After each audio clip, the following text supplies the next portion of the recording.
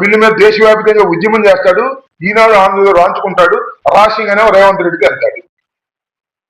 అంటే మహిళా బిల్లుకు వ్యతిరేకంగా ఓటు వేశారని చెప్పబడిన కాంగ్రెస్ వారితో చక్కగా పెళ్ళేం అక్కడ చేసుకుంటాడు, సంవత్సరం ఎక్కడ చేస్తాడు, ఏం నాకు అర్థం కాదు. దీనికి సమాధానం చెప్పమనండి.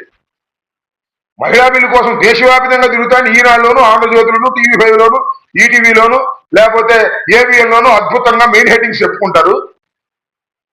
తమిళనాడు వెళ్ళి కూడా ప్రచారం చేస్తాడు, ఎన్డీఏకి అని చెప్తాడు.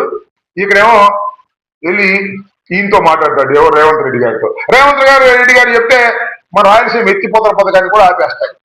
ఇది నేను చెప్పిన మాట కాదు, మేము ఆరోపిస్తున్న మాట కాదు. ఖచ్చితంగా రేవంత్ రెడ్డి గారు ఆన్ రికార్డ్ చెప్పాడు శాసనసభలో.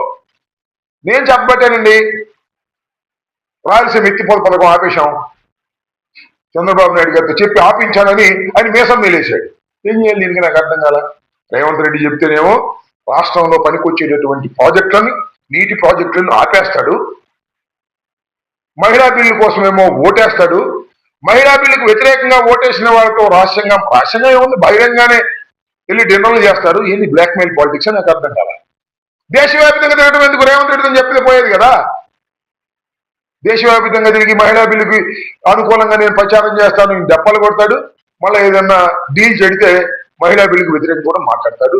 చంద్రబాబు నాయుడు గారు హైబ్రిడ్ పాలిటిక్స్, అదే విధంగా ఊసరవెల్లి పాలిటిక్స్ ఆడటం అనేది కొత్తవి కాదు, మరింతగా ముదిరిపోయి వాళ్ళు ఆడుతున్నారనే విషయాన్ని రాష్ట్ర ప్రజానీకం, దేశ ప్రజానీకం తెలుసుకోవాల్సిన అవసరం ఉందని ఈ సందర్భంగా చెప్పదచ్చు.